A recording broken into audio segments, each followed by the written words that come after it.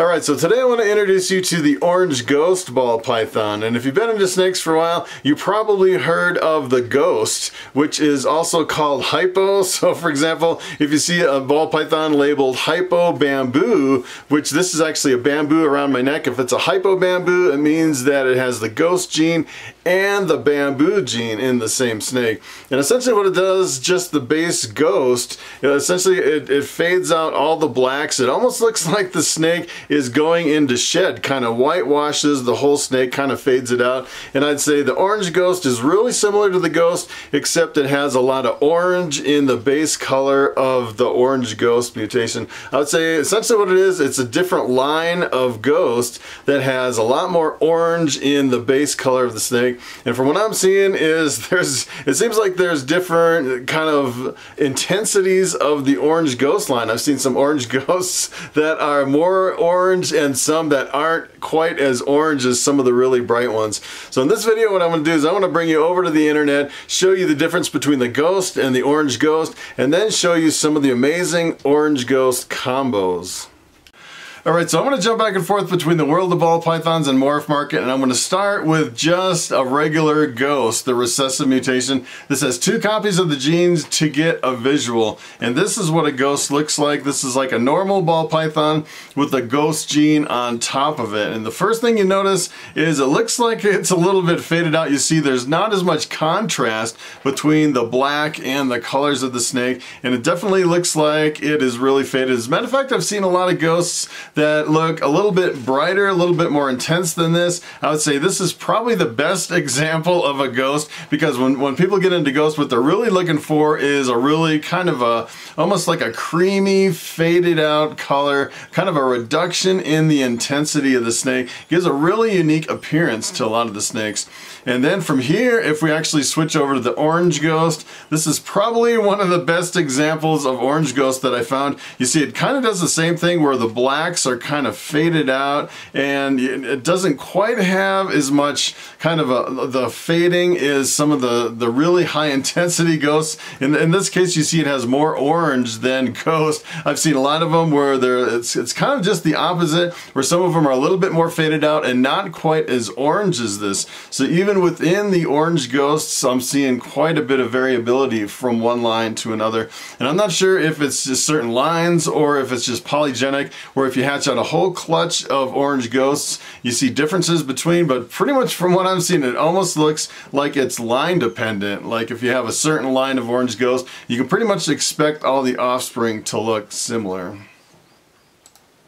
So what I'm going to do is I'm going to start with some of the most common base mutations in ball python, and then I'm going to add orange ghost on top of that so you can see really the potential of the orange ghost mixed with a lot of these combos. This is actually the Mojave. It's similar to the lesser. They're both in the blue-eyed leucistic complex. You actually breed 2 Mojaves together, you get an all-white snake with blue eyes. Pretty awesome. This is what happens if you take the Mojave and you layer on the orange ghost on top of it. It makes for a really impressive snake. I would say this is probably one of my favorite combos, the Mojave Orange Ghost, and I'm thinking it has a lot to do with the certain lines of orange ghost too, because I've seen some not quite as pretty as this one. This one looks pretty awesome, the Mojave Orange Ghost. So here's another one. This is the leopard, and I would say the leopard's probably the king of combos when it comes to mixing up the patterns. It doesn't really change the color a lot. I say the leopard is pretty much just a pattern enhancer. Works really good with a lot of combos. This is what happens when you mix orange ghost on top of leopard, and you can see in this instance looks like a slightly different line of orange ghost. You have a little bit more ghosting over the whole snake and a little bit less orange. It's kind of interesting looking at the differences from one line to another. Here's another one, the Mahogany, and I'm finding it really affects some of these darker genes a lot when you start mixing it with, for example, Mahogany. Mahogany is a really dark gene, makes some really awesome combos. Just by itself, it's a little bit deceiving because it almost looks like a normal, classic wild type, but when you start mixing it together with combos, it's actually mixes really well with a lot of other genes. This is what happens when you mix Mahogany with Orange Ghost, and this is probably one of my my favorite combos in the orange ghosts that I've seen so far. And you can definitely tell it really lightens the snake, pretty much wipes out a lot of the black, brings out a lot of the orange, and it kind of is jumbling up the little pattern right here on the tail. It almost looks like kind of like some paradoxing, a little bit of pied markers coming up or something. It's kind of interesting right here by the tail, but this is a pretty interesting combo.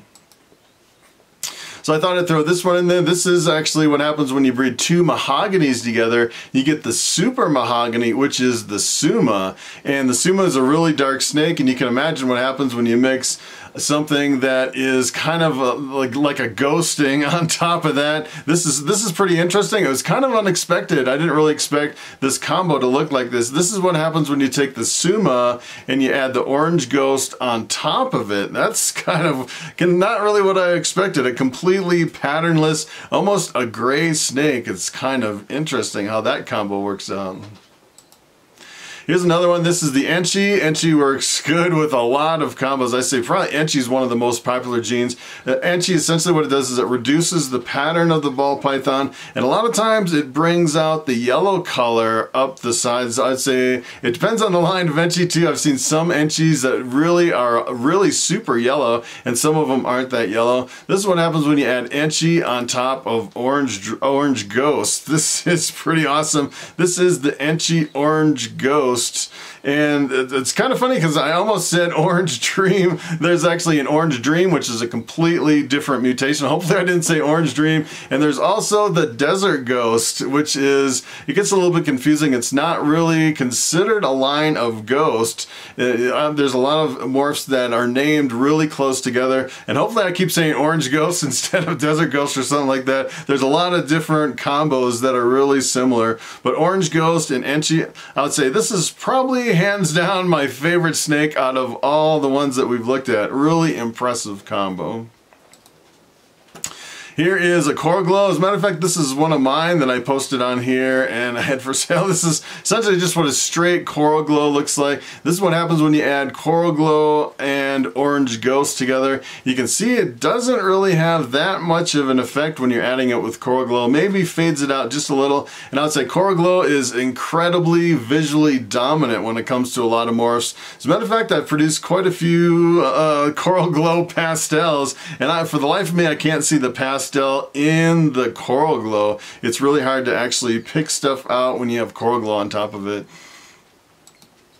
Here's another one. This is the genetic stripe. This one's a little bit difficult because the genetic stripe is recessive and the orange ghost is also recessive too. So when you're putting them together, you're shooting for a double recessive, pretty hard to hit, but it makes for a really impressive combo. Look at this. This is really amazing. The genetic stripe orange ghost, and these keep getting better and better. I still can't decide which one's my favorite. This one is pretty awesome though. It's pretty, I'd say on this particular snake, it really looks like it's keeping a lot of the contrast and it's keeping a lot of the black. If you actually go back to this, you see there's this black line here, and it almost seems like it's keeping the contrast, but it's just changing it to kind of the orange color, which is kind of interesting.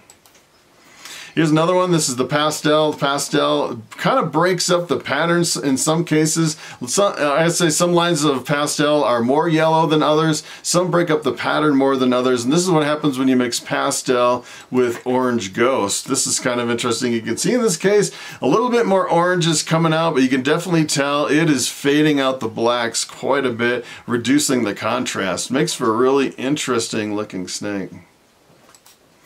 Here's another one, the fire. I've actually hatched my first fires this year. You actually cross two fires together. You get an all-white snake with black eyes, kind of interesting. This is what happens when you mix the fire with the orange ghost. Really beautiful looking snake. It's really, you know, the more I look at the orange ghost, the more it seems like it has a lot of potential. And I was actually looking at prices for orange ghosts over on Morph Market, and you can get into the project for, you know, around $100. You can actually pick up a visual orange ghost. It's been around for a long time. Prices are really reasonable, and from what I'm seeing, it's mixing well with quite a few genes.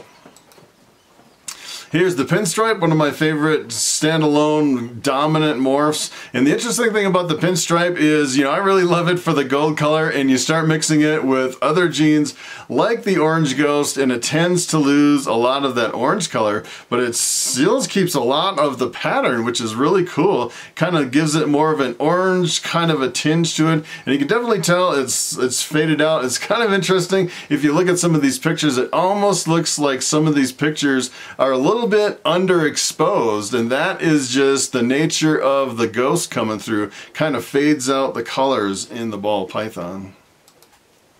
Here's another one. This is the GHI, another really dark morph. You mix GHI with Orange Ghost, and this snake right here is really super faded out. It's kind of interesting. And I also noticed over here, looking at the Cinnamon, Cinnamon's another dark morph. You layer on Orange Ghost on top of that. You can definitely see these are super faded out. It's pretty amazing. Not a whole lot of orange coming through either.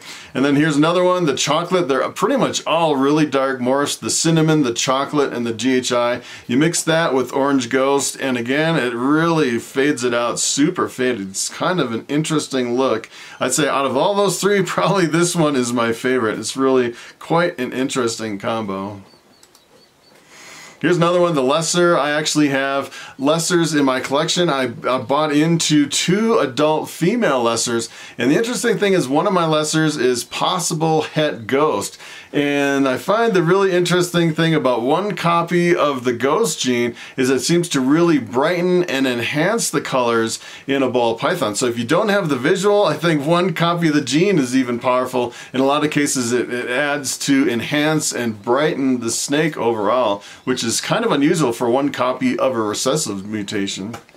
So this is the Lesser, and if you actually add Orange Ghost on top of the Lesser, take a look at this. This is really awesome too. I would say, in some of these cases, I'd say, you kind of have to look at what's been done out there. If you get into Orange Ghost, I would kind of target certain morphs that have already been done and maybe add on top of those. And maybe some of the combos that aren't quite as impressive, maybe steer away from, or try to add other things on top of that that will really enhance it. I think it's a really interesting project. Not a whole lot of Orange Ghosts over on Morph Market. There was actually less than about 100 out of like 15,000 ball pythons. It's pretty amazing. It's not a really popular project.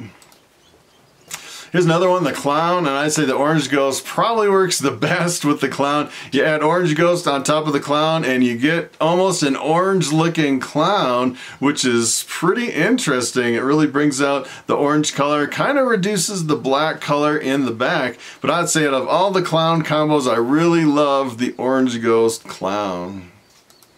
Here's another one that's kind of interesting. This is the Pied. This is the last one I'll show you. As a matter of fact, it's kind of tricky with the Pied because a lot of times Pieds, when they're small, they start out really bright and then they kind of fade to this blackish brown. And Pied, essentially what it is, it's a recessive mutation and it brings in these splotches of white through the snake. So this is what happens if you add Orange Ghost on top of the Pied. You get an orange looking Pied, which is pretty cool. You can definitely tell it's fading the snake out a little bit, losing a little bit of that contrast, bringing out a lot of the orange. But the tricky part is this kind of looks like it might be a hatchling. So a lot of these Pieds, when they grow up a little bit bigger, they start losing a lot of that contrast, a lot of the color, and it kind of browns out. So it'd be interesting to see if this snake in particular was really bright orange as an adult.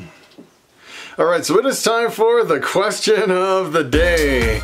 And Debbie Koffenberg asks, have I ever left the eggs in with the female ball pythons to let her incubate naturally? And that is a very good question. I've actually seen some people do it, but the problem is I would say you really have to dial in your temperatures and your humidity properly to actually do it. And the other thing I've actually seen, which is a real bummer, I've actually seen some really big snakes put the squeeze on some of those eggs, especially like reticulated pythons when you're trying to get the eggs away from the females. If you really agitate the females, I've actually seen breeding them, squeeze the eggs so hard that it actually smashes and destroys all the eggs. So I'd say you can do it. Some people have done it, but I'd say it is pretty risky leaving the eggs with the female. If you're actually doing maybe an experiment, maybe a classroom project for some kids or something, you could probably do it, leave the eggs with the female. But as far as a breeder operation, you know, that is pretty much where all my revenue comes from to pay for all my expenses during the whole year. And I'm not sure I want to take that risk on any of my clutches to actually leave it in there. In some cases, it's a couple $1,000s at least for a clutch of eggs. So you're taking a big risk, you know, kind of losing your profits for the year if things go wrong with that clutch of eggs. So that is pretty much it. Thanks for watching, and I will see you next time.